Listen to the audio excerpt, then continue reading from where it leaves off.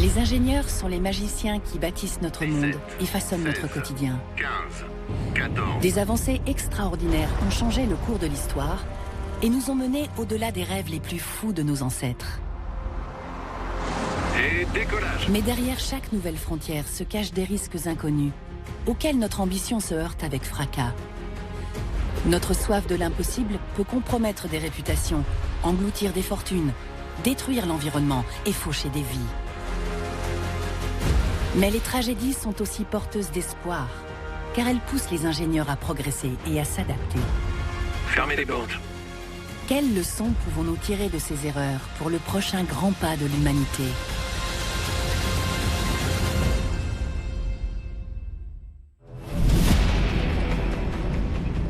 L'espace est notre frontière la plus récente. Grâce aux avancées en matière d'ingénierie, nous pouvons pousser nos explorations plus loin que jamais. Les techniques qui nous permettent de voler dans l'espace s'appliquent également à une autre frontière, un autre univers, le fond de l'océan, et accompagnent aussi bien les missions d'exploration que l'extraction pétrolière. Grâce aux ingénieurs, nous levons chaque jour un peu plus le voile sur les mystères des fonds sous-marins. Mais ces environnements exigeants nous obligent à relever d'immenses défis, à affronter des températures et pressions extrêmes, sans aucune place pour la moindre erreur mécanique ou humaine. Il arrive pourtant que certaines missions tournent mal, et ces tragédies nous obligent à nous pencher sur nos erreurs. Pourquoi la navette spatiale Columbia, avec 7 astronautes à bord, s'est-elle désintégrée lors de son retour sur Terre? Un sentiment d'horreur vient de s'emparer de tous ceux qui sont là. Il est possible qu'on ne retrouve jamais certains morceaux de Columbia. Comment une plateforme pétrolière au large des côtes écossaises a-t-elle pu se transformer en véritable enfer, avec plus de 200 hommes coincés à bord? Alerte! Explosion et incendie sur la plateforme Piper. Comment cette énorme plateforme a-t-elle pu disparaître en quelques heures? Lorsque nous repoussons les limites, comment assurer notre sécurité?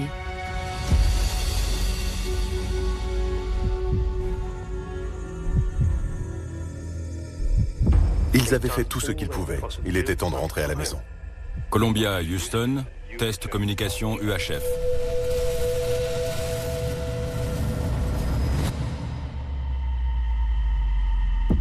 En seulement 7 minutes, le voyage retour de Columbia a tourné à la catastrophe. L'équipage de la navette Columbia n'est pas revenu sur Terre.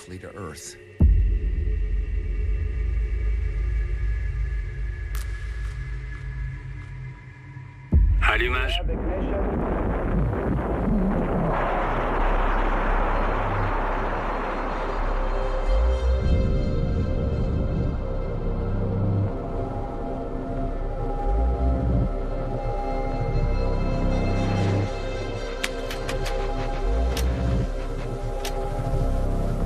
Dans la course à l'espace, chaque échec est source de progrès.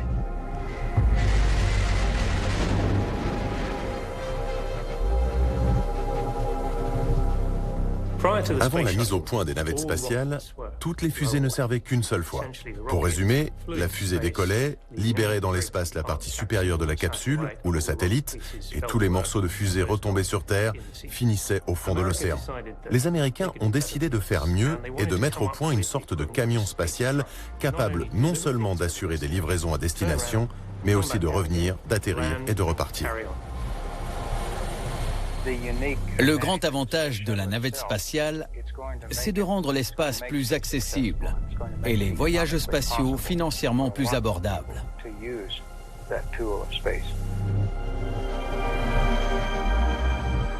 L'explosion de Challenger, responsable de la mort de 7 astronautes, a été un énorme revers pour la NASA. C'était la deuxième fois dans l'histoire que les États-Unis faisaient face à une telle tragédie.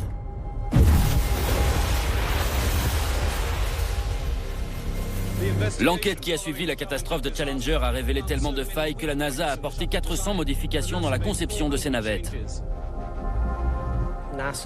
La NASA avait une connaissance complète de la situation et dans ses conclusions, elle a estimé avoir peut-être été un peu trop optimiste quant à la fréquence de lancement de ces navettes. Les vols n'ont pas repris avant 1988.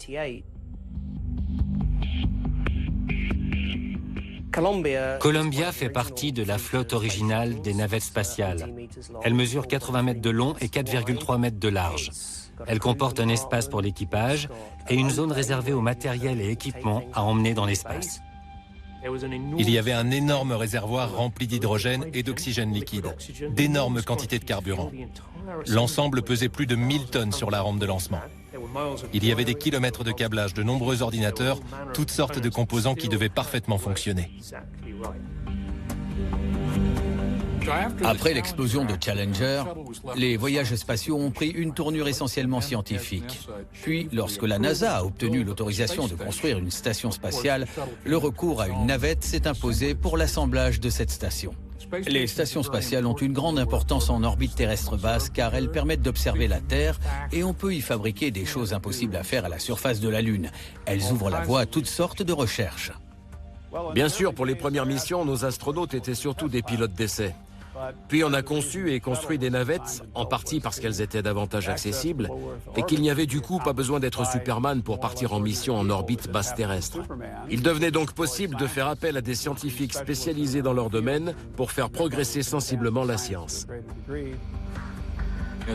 Le vol 107 de la navette spatiale avait pour cadre une mission scientifique d'environ 2 semaines et demie. C'était un lancement comme beaucoup d'autres, semblable à tous ceux au cours des 17 années qui ont suivi l'explosion de Challenger. Ils ont allumé les moteurs et le lancement s'est déroulé presque parfaitement.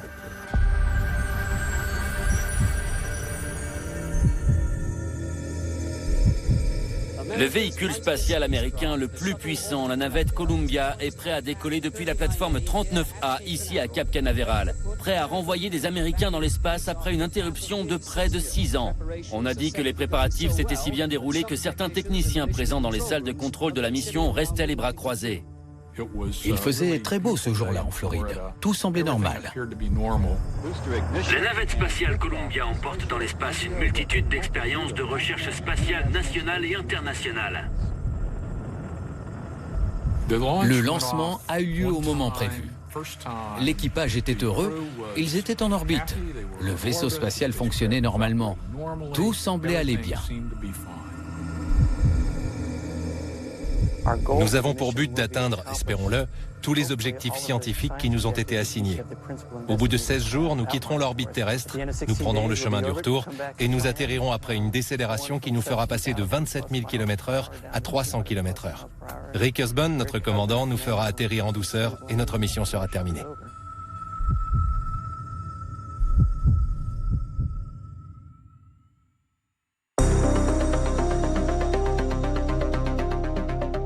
Préparation des SSMA pour l'atterrissage. Je pense que nous sommes prêts, Willy. Pas de changement. La NASA et les astronautes avaient décidé que la mission était accomplie, qu'il était temps de rentrer. C'est incroyable, on commence à avoir beaucoup de lumière dehors. J'étais sur la piste où Columbia devait atterrir, avec les familles des astronautes. Houston, nous arriverons à la 304 dans 5 minutes. Dans les minutes suivantes, ils ont commencé à sentir des turbulences. Nous sommes assis et on entend une conversation solaire entre l'équipage et l'équipe de contrôle de la mission via le haut-parleur. Pour info, je viens de perdre 4 capteurs de température distincts sur le côté gauche du véhicule. 4 capteurs? À gauche, extérieur et intérieur, terminé. Et puis 3 ou 4 capteurs côté droit de l'aile ont tout simplement disparu. J'ai 4 capteurs de température hors limite.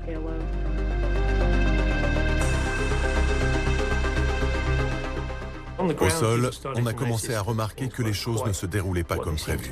La pression sur les 2 pneus extérieur gauche et intérieur gauche. Soudain, ils ont réalisé que la pression des pneus du train d'atterrissage de l'orbiteur, qu'ils surveillaient également, était aussi hors limite. Nous avons aussi perdu le retour sur le train avant et sur le droit. Au sol, les spectateurs ont vu comme une pluie de particules, comme une désintégration de météorites. La NASA a commencé à recevoir des appels disant « Vous avez un problème, on dirait ». Fido, vous avez une trace? Non. Au même moment, l'équipe de contrôle a réalisé qu'elle avait perdu le contact avec l'orbiteur. Columbia, Houston, test communication UHF. On a réalisé que ça s'était mal passé. Columbia, Houston, test communication UHF.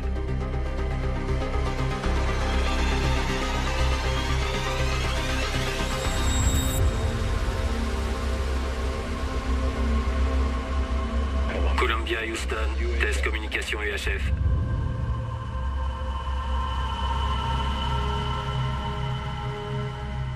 Un sentiment d'horreur vient de s'emparer de tous ceux qui sont là.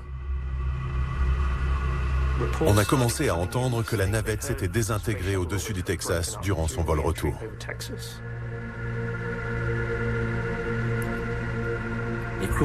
Les autres astronautes sont immédiatement venus entourer les proches de l'équipage. Ça a été un moment très choquant et très triste. Centre de contrôle. Centre de contrôle, verrouillez les portes. Verrouillez les portes, bien reçu.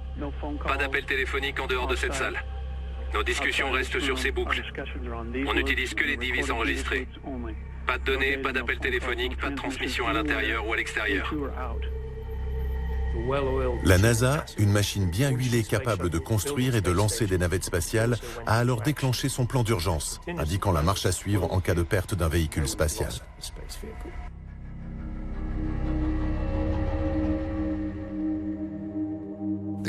L'équipage de la navette Columbia n'est pas revenu sur Terre. On s'est réconfortés les uns les autres. On est tous très proches et attachés au programme spatial ici. C'est vraiment une tragédie. C'est ce que je ressens. Rien que d'y penser, c'est... La cause pour laquelle ils sont morts n'est pas morte avec eux. L'esprit de découverte et le désir de comprendre poussent l'humanité à explorer l'obscure immensité au-dessus de notre monde. Nous continuerons à voyager dans l'espace. Aujourd'hui, notre peine est immense. Notre devoir est maintenant de soutenir les familles de l'équipage de Columbia. Ces familles si fières de ce que leurs proches ont accompli.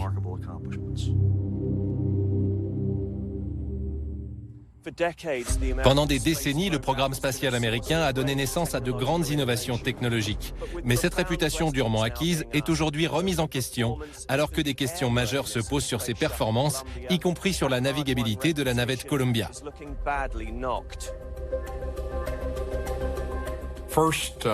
Il fallait comprendre les causes de l'accident. Il était donc essentiel de ramasser les morceaux. C'était un énorme travail, et il fallait en plus retrouver les corps, et ça, c'était vraiment traumatisant. Le lendemain matin, nous avons pris un vol vers Dallas. Notre équipe a été chargée de retrouver le premier morceau qui pourrait nous aider à comprendre ce qui s'est passé. Nous étions en deuil, et notre chagrin se mêlait à la volonté de retrouver ce premier morceau. Plusieurs pêcheurs présents samedi matin ont indiqué avoir vu des morceaux de la navette tomber ici, dans le lac. Mais certaines parties de Columbia pourraient ne jamais être retrouvées. La tâche des enquêteurs pour comprendre cette désintégration à plus de 60 km d'altitude s'avère particulièrement complexe. Les débris s'étendaient sur plus de 5200 km², et la zone de recherche comportait aussi bien des collines, des ravins que des bois. C'était difficile. Le terrain n'était pas plat partout. Heureusement, des milliers de personnes se sont présentées pour participer aux recherches et ont donné de leur temps pour trouver et rapporter les débris. La NASA les a rassemblés dans un grand hangar du centre spatial Kennedy. C'était une expérience très étrange pour tous ceux qui ont participé, car certaines parties du véhicule étaient presque intactes. On aurait presque pu les dépoussiérer et les réutiliser. D'autres morceaux, tordus et brûlés, étaient au contraire impossibles à identifier. C'est quand on a trouvé l'enregistreur qu'on a pu vraiment progresser. Cet enregistrement contenait des informations majeures. Ça ressemble beaucoup à une boîte noire. C'est très étonnant que cette bande ait survécu. On pourrait la détruire en soufflant dessus avec un simple sèche-cheveux, mais pour une raison ou pour une autre, on a retrouvé cet enregistreur plus ou moins intact dans la boue louisianaise. Elle leur a fourni plusieurs dizaines de secondes de données supplémentaires et des relevés de capteurs qui n'avaient pas été transmis à l'équipe de contrôle. C'était un vrai coup de pouce pour commencer à comprendre ce qui avait mal tourné. La NASA a commencé son enquête sur le vol 107 de la navette spatiale par l'examen des débris collectés et par de longs entretiens avec toutes les personnes impliquées dans cette mission. Au bout de 3 mois, la cause de la catastrophe est apparue clairement.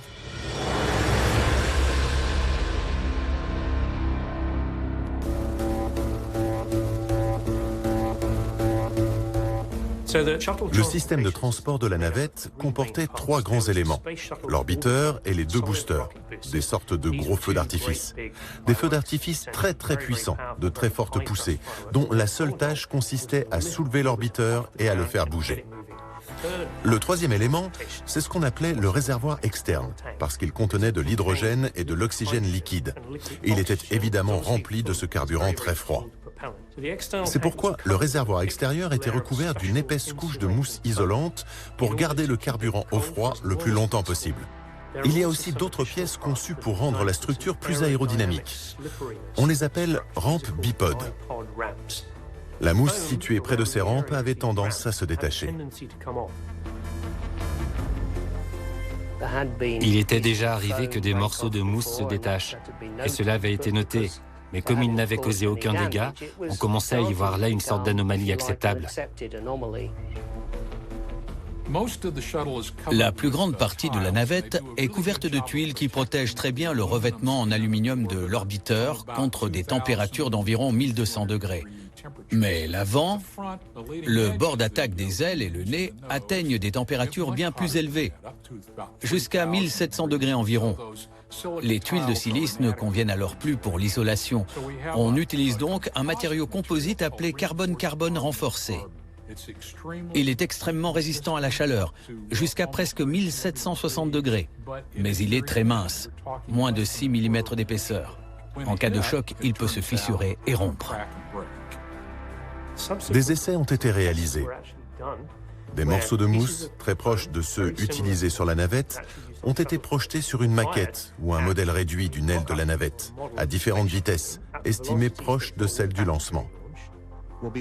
Nous allons lancer un projectile en mousse à une vitesse d'environ 210 mètres par seconde. 4, 3, 2, 1, 0. Grâce aux résultats des tests de tir de mousse à grande vitesse, la NASA a pu déterminer la cause de la désintégration de la navette spatiale Columbia lors de sa rentrée dans l'atmosphère. De nombreux tests n'ont rien donné, mais l'un des tirs a provoqué un énorme trou dans la partie avant de l'aile. Lors de la rentrée de la navette dans l'atmosphère, l'air brûlant entourant la navette a commencé à pénétrer dans l'aile par cette brèche et à faire fondre l'intérieur de la structure. L'orbiteur est devenu alors incontrôlable et toute la navette s'est désintégrée. Allumage et décollage de la navette spatiale Columbia avec à son bord une multitude d'expériences scientifiques nationales et internationales. Après avoir identifié la cause de la catastrophe, la NASA s'est intéressée à l'analyse post-lancement et s'est demandé si cette tragédie aurait pu être évitée. Pour moi, la tragédie absolue, c'est la perte de l'équipage. Les ingénieurs de la NASA supposaient certainement que l'orbiteur avait subi des dégâts pendant le lancement. Certains observateurs comme John Locker pensent que ces dégâts ont pu déclencher la série d'événements responsables de la désintégration de Columbia lors de son voyage retour. Une partie de l'équipement du réservoir principal orange, le réservoir externe, s'est détachée. On voit un léger flash lorsque les débris frappent le bord d'attaque et le dessous de l'aile gauche. On a tous vu cette vidéo et on s'est tous dit, il y a quelque chose qui ne va pas. On a beaucoup entendu dire que des investigations avaient été menées, mais au bout de 4 jours, on nous a dit que ça ne posait pas de problème. L'armée de l'air américaine proposait régulièrement à la NASA la possibilité de prendre des photos de la navette. Il y avait tellement à faire sur cette mission que même si elle avait accepté cette suggestion de l'US Air Force, il aurait fallu faire exécuter à la navette une légère manœuvre non prévue dans le plan de mission, soigneusement établie pour une durée de 16 jours. La direction du programme a dit « Premièrement, nous pensons que ce n'est pas un problème. Et deuxièmement, même s'il y avait un problème, nous n'aurions pas le temps de l'examiner en détail. Nous devons mener à bien cette mission. » Et l'enquête approfondie menée après l'accident a fait ressortir une troisième raison. Au sein de la NASA, on pensait que même s'il y avait un problème, il était impossible à résoudre. Au début de l'ère des navettes, il y a presque 20 ans, le programme comportait la fourniture d'un kit de réparation aux astronautes. Ils auraient effectué une sortie dans l'espace, inspecté l'extérieur de la navette, retiré les tuiles endommagées et fixé des tuiles de remplacement. Toute cette procédure, la formation associée, le kit, l'opportunité d'intervenir en cas d'urgence, tout cela a été supprimé. Et si quelqu'un avait inspecté les dégâts, il aurait vu tout de suite qu'il était impossible de revenir dans ces conditions. La NASA est ce soir accusée de complaisance à l'égard d'une culture de la sécurité déficiente et de défaillance majeure de gestion. Ce rapport cinglant et ses 29 recommandations ne pointent pas seulement les défaillances techniques, mais aussi des défaillances humaines au cœur même de l'agence spatiale américaine. Une commission a été mise en place pour enquêter sur cet accident. Cette commission d'enquête a cherché à déterminer comment cette tragédie aurait pu être évitée. Elle a mis en évidence deux possibilités pour secourir un orbiteur ayant subi les mêmes dégâts que Columbia. Première possibilité, essayer de réparer le bord d'attaque de l'aile endommagée. Il aurait fallu faire sortir les astronautes, leur demander de récupérer le métal coincé à l'intérieur de l'orbiteur, de colmater la brèche, puis de placer une poche d'eau qui se solidifierait dans le froid intense de l'espace, en espérant que ce bloc de glace, soutenu par des morceaux de métal, suffirait à maintenir l'aile en état de fonctionnement normal. Il fallait vraiment compter sur le facteur chance pour que ça marche. Deuxième option, bien meilleure, on aurait pu lancer Atlantis, alors en cours de préparation pour son prochain vol, et l'équipage de Columbia aurait pu revenir à bord d'Atlantis en toute sécurité. Dans ce scénario, Columbia était condamné depuis les premières minutes de son lancement, mais l'équipage ne l'était pas. Les vols de navettes n'étaient plus des événements exceptionnels. Et la NASA disait « Notre navette est formidable, il n'y aura pas d'autre accident ». La commission d'enquête sur l'explosion de Challenger avait établi que la structure du programme, la gestion et l'attitude de la direction avaient joué un rôle au moins aussi important que les défaillances techniques dans l'accident. Le même problème s'est produit avec Columbia. L'accident était bien dû d'abord à une défaillance technique, mais ne pas la réparer et ne pas vouloir essayer de la réparer, c'est un problème de management, de comportement qui s'est répété avec Columbia. La commission d'enquête a formulé une quinzaine de recommandations à mettre en œuvre avant de reprendre les vols. Il fallait d'abord, autant que possible, éviter au maximum que de la mousse ne se détache. On a aussi fait quelque chose de quasi impossible à l'époque. On a développé une méthode de réparation des tuiles et du carbone-carbone renforcé en orbite en cas de dommage. Et parfois, on a eu chaud. Nous avons eu quelques frayeurs lors de certaines missions avec des tuiles endommagées, mais au moins on a pu mener des inspections, voir et évaluer les dégâts et prendre des mesures correctives pour garantir aux équipages un retour sans accident.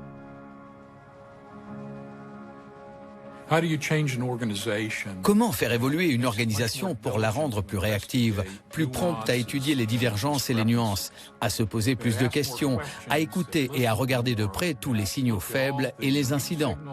C'était un bouleversement. 3, 2, 1. Allumage des boosters et décollage de la navette spatiale Endeavour. La navette spatiale est issue de la volonté pour la première fois de construire un système de transport réutilisable. Lorsque vous vous lancez dans quelque chose de difficile, vous avez peu de chances de réussir. Mais c'est aussi une occasion d'apprendre avec un peu de chance. Les navettes spatiales nous ont apporté beaucoup sur le plan scientifique, politique et international, et en termes de coopération dans l'espace. Mais elles nous ont aussi beaucoup appris pour la suite de l'aventure spatiale. Columbia s'est désintégré lors de son voyage retour, mais son destin était scellé dès son lancement. La culture de la NASA en matière de sécurité n'a pas su résister à des conditions extrêmes, tout comme les tuiles des ailes endommagées. 15 ans auparavant, une impressionnante série de boules de feu naissait de la combinaison de faiblesses techniques et d'une autre approche imparfaite de la sécurité. Alerte, explosion et incendie sur la plateforme Piper. Des centaines de travailleurs sont abandonnés à leur sort. C'est la pire catastrophe de l'histoire de l'exploitation pétrolière offshore. Je n'arrive pas à croire que j'ai survécu à la plus grande catastrophe pétrolière du monde.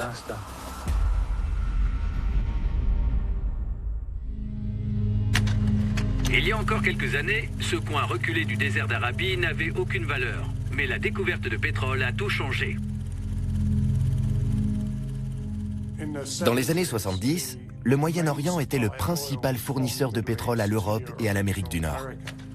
En 1973, l'Organisation des pays exportateurs de pétrole a imposé son boycott et les prix du pétrole ont augmenté de plus de 300% en un an. La dépendance des États-Unis vis-à-vis du pétrole étranger est devenue criante.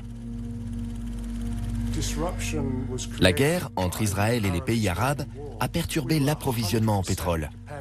Nous dépendions à 100% du Moyen-Orient.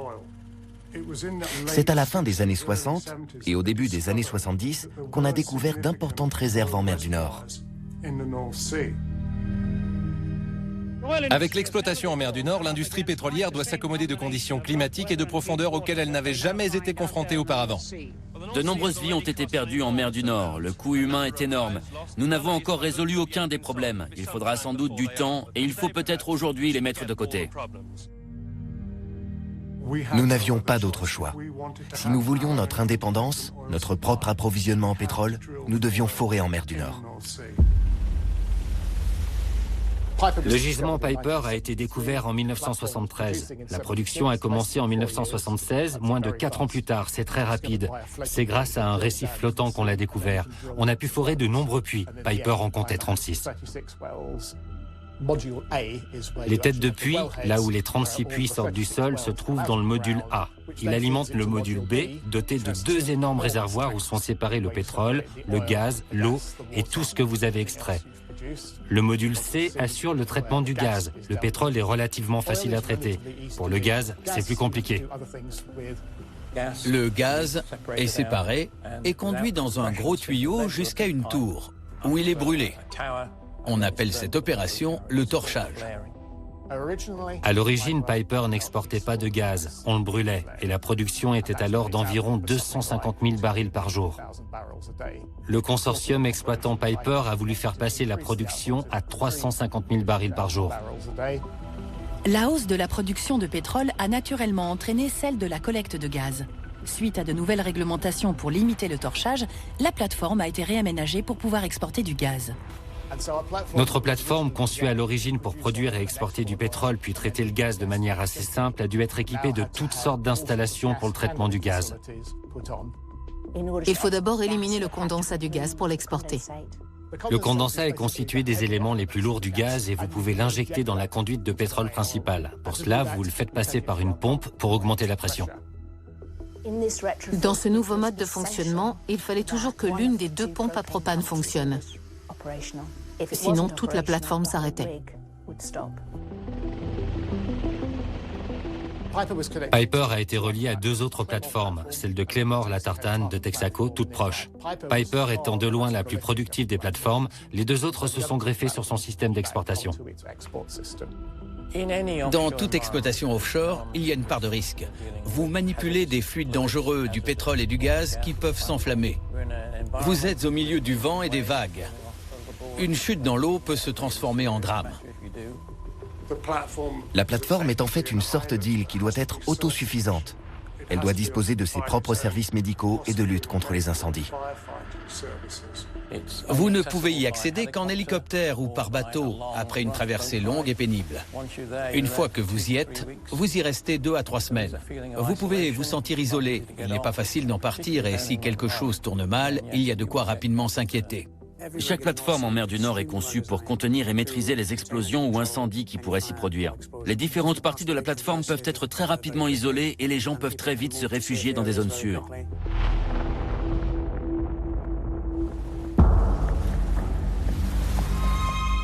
Le matin du 6 juillet 1988, l'une des 2 pompes à gaz de Piper Alpha, la pompe A, devait subir une maintenance de routine.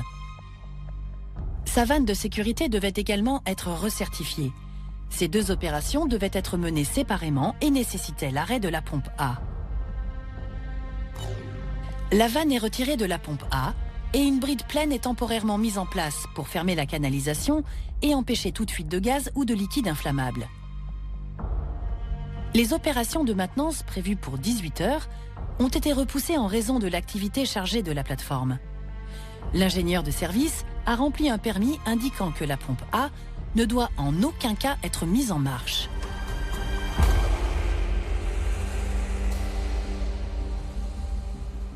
Un peu après 5 heures du matin, on s'est levé pour prendre le petit déjeuner. On a commencé à travailler à 6 heures.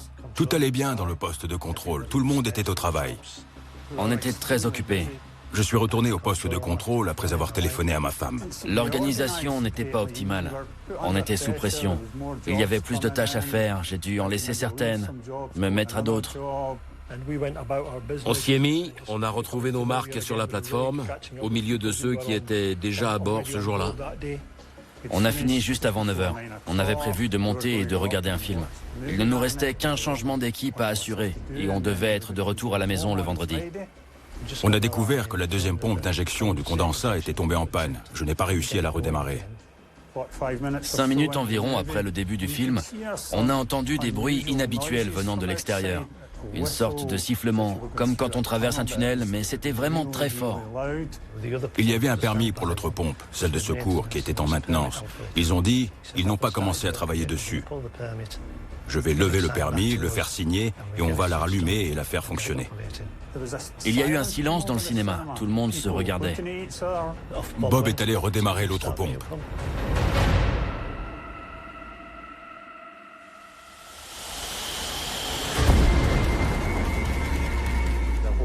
Toute la plateforme a basculé vers l'avant. Une partie du toit du cinéma est tombée. La chute de cloison m'a projeté 5 mètres plus loin. Le bruit était incroyable. La fumée était si épaisse qu'on ne pouvait pas tenir debout. Alors on a formé une chaîne humaine en se tenant les uns aux autres. Les flammes nous empêchaient d'aller dans une direction, la fumée dans une autre.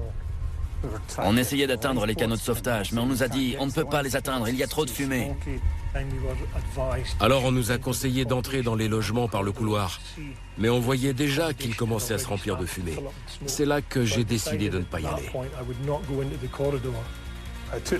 J'ai enlevé mon gilet de sauvetage. Je l'ai jeté devant moi et je me suis jeté dans le vide.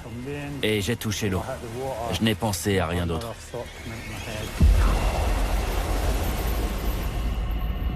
Je suis allé très profond. J'ai senti la pression sur mes poumons. Au moment où je me suis retourné pour commencer à nager, il y a eu une très forte explosion.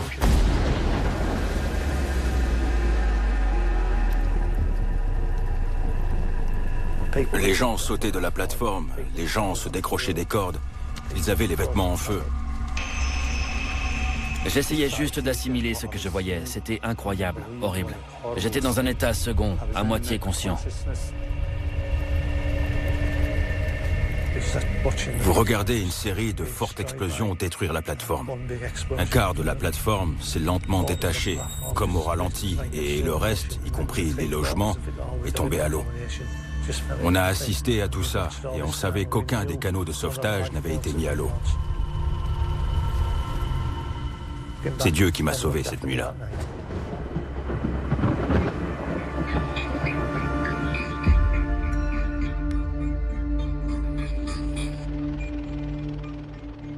Il y avait 226 personnes à bord au moment de la catastrophe. Seules 61 ont survécu. Presque tous, si ce n'est tous, souffraient de brûlures et certains s'étaient blessés en sautant de la plateforme. D'autres avaient été jetés à l'eau par le souffle des explosions. Vous avez hésité avant de sauter? Ou vous l'avez fait sans réfléchir? Non, non, j'ai pas réfléchi. On a pris la décision pour moi, en fait. Fry a sauté, alors on a sauté. L'un des premiers navires de secours sur place, le Silver Pete, a pu sauver certains d'entre eux. Ce bateau miteux s'est boursouflé sous la chaleur. Son homologue a coulé alors que les sauveteurs s'efforçaient de sortir des victimes de l'eau. Ils m'ont tiré à bord et je me suis retrouvé au fond du bateau. Je crois que j'ai pleuré de joie. La joie d'avoir été sauvé. Un tiers seulement de la structure originale a résisté, le reste s'est effondré dans la mer. Certains ont sauté du haut de la plateforme, d'autres des cordes. Certains ont suivi des conduits. Ceux-là ont échappé au pire, mais la grande majorité de ceux qui étaient présents sont morts. La ville d'Aberdeen est en deuil aujourd'hui. Tous les drapeaux sont en berne, en hommage aux victimes de la catastrophe. Les autorités locales ont mis en place une ligne d'assistance téléphonique pour répondre aux proches des victimes. Une équipe de travailleurs sociaux est présente 24 heures sur 24 pour les aider à faire face à leur détresse et au choc. Mais les corps des victimes doivent encore être récupérés.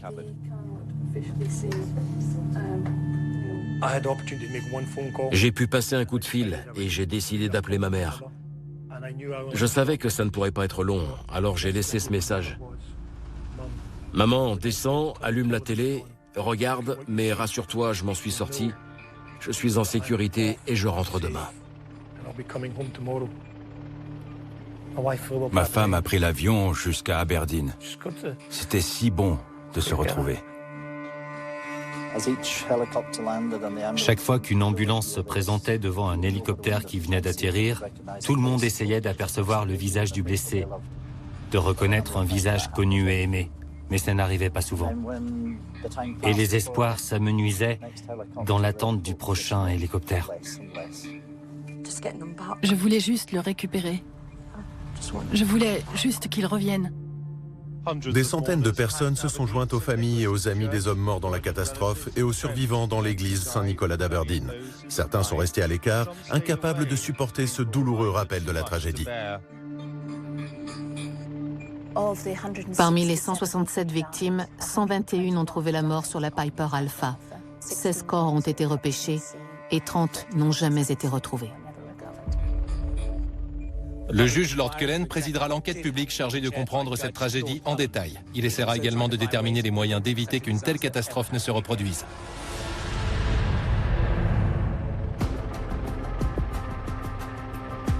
Il semblerait que la première explosion ait été déclenchée par une fuite de gaz dans le module C, rapidement suivie par une série d'explosions et d'incendies. L'enquête portait sur les raisons de l'explosion et l'enchaînement des événements. Qu'est-ce qui avait déclenché cette catastrophe? La plateforme Piper Alpha était au départ conçue pour l'exportation de pétrole. Elle a ensuite été réaménagée pour pouvoir exporter du gaz. De nombreuses décisions prises n'étaient pas idéales en termes de conception. On a installé un module de compression de gaz à côté d'une salle de contrôle, sous le centre de communication et sous un bloc d'hébergement du personnel. 2 pompes aspiraient le condensat, la pompe A et la pompe B. Ils ont arrêté la pompe A pour la maintenance et ils voulaient en profiter pour recertifier la vanne de sécurité. Les vannes de sécurité des pompes d'injection de condensat ne se trouvaient pas au même niveau que les pompes elles-mêmes. Si bien que lorsque les opérateurs sont allés s'occuper des pompes, ils n'ont pas pu voir qu'il manquait une vanne de sécurité. Lorsque la pompe B a refusé de repartir, les 2 opérateurs ont décidé de redémarrer la pompe A. La bride pleine mise à la place de la vanne de sécurité de la pompe A n'avait sans doute pas été correctement serrée. Selon le rapport d'enquête, du gaz s'est alors échappé puis enflammé, provoquant l'explosion. Piper était relié à plusieurs autres installations de production en mer du Nord. Après l'arrêt des communications, ces plateformes ont continué à pomper. Et le gaz et le pétrole qu'elles extrayaient ont continué à être envoyés vers la plateforme sinistrée, aggravant encore les incendies sur Piper. Les gazoducs actifs de ces plateformes ont fini par s'enflammer un à un, provoquant une série d'explosions massives.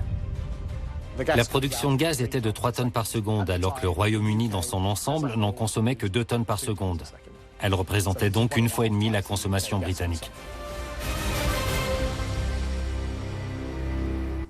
Juste avant l'aube, des remorqueurs ont remorqué la plateforme pétrolière King North UK dans la zone, alors que l'incendie à bord de Piper Alpha s'intensifiait. Une épaisse fumée et des flammes se rapprochaient de la partie de la plateforme où on travaillait à retirer les débris laissés par l'explosion. 34 000 tonnes d'acier ont été utilisées pour la construction de la plateforme Piper Alpha. La plus grande partie se trouve maintenant à l'état de vestige au fond de l'eau. Une des choses les plus surprenantes, c'est qu'aucune goutte d'eau n'a été versée sur les flammes qui dévoraient la plateforme. Le système de rideau d'eau présent sur toutes les plateformes offshore est là pour maîtriser les incendies. Les systèmes de rideau d'eau devraient se déclencher automatiquement. Mais celui de Piper Alpha avait été basculé en manuel pour éviter que les pompes d'eau de mer n'aspirent un plongeur en cours d'intervention. Ce qui s'est passé à ce moment-là, c'est que la sécurité des plongeurs a primé sur la sécurité des 200 hommes à bord.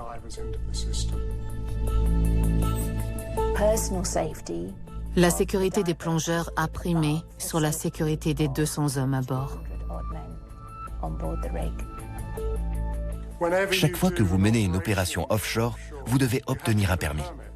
De toute évidence, le passage de relais s'est mal passé. Il y a eu 2 autorisations pour la pompe et il n'y a pas eu de coordination, alors qu'il y aurait dû en avoir une.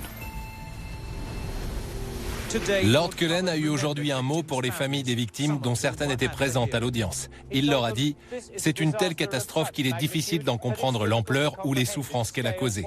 Permettez-moi d'exprimer ma plus profonde sympathie à tous ceux qui ont été touchés. » L'enquête Cullen a été très bien menée. Elle a apporté beaucoup sur les opérations en mer du Nord, sur la manière de les envisager, sur les responsabilités en matière de sécurité. Elle a produit 106 excellentes recommandations. Difficile de faire mieux. L'enquête a souligné la nécessité d'une refonte complète et d'une nouvelle réflexion sur la manière de concevoir et d'exploiter les plateformes. Lorsque nous aurons terminé notre enquête et que le gouvernement aura terminé la sienne, il est probable qu'il faudra déplacer les logements, les mettre là où ils seront moins exposés. Votre système de sécurité peut avoir été extrêmement bien conçu. Si tout le monde dans l'organisation n'a pas en permanence la sécurité en tête, alors vos procédures de sécurité, aussi bonnes soient-elles, ne servent à rien. La sécurité sur les plateformes pétrolières s'est considérablement améliorée depuis Piper, c'est incontestable. Il est moins dangereux d'y travailler. Ces plateformes sont-elles encore dangereuses? Oui, mais les procédures sont meilleures, ce qui réduit le risque. C'est un sujet qu'il faut traiter avec attention en permanence et il est très difficile à chiffrer. Le coût financier de la sécurité est facile à évaluer, mais le coût humain est infiniment plus élevé.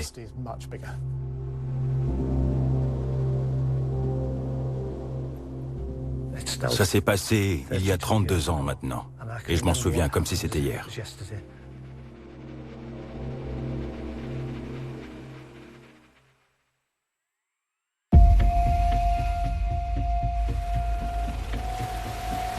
Quelle que soit notre destination, les profondeurs de l'océan ou les confins de l'espace, l'exploration comporte des risques. Des conditions extrêmes, mais aussi une défaillance humaine ou mécanique, peuvent mener à l'échec et forcer les ingénieurs à revoir leur approche.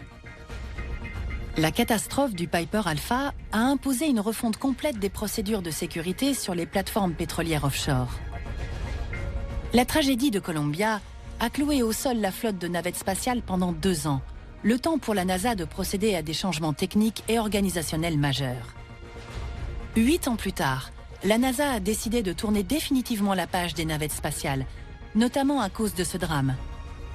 Ces 2 tragédies montrent l'importance de mettre la sécurité au premier plan dans l'exploration d'environnements dangereux, hostiles et isolés.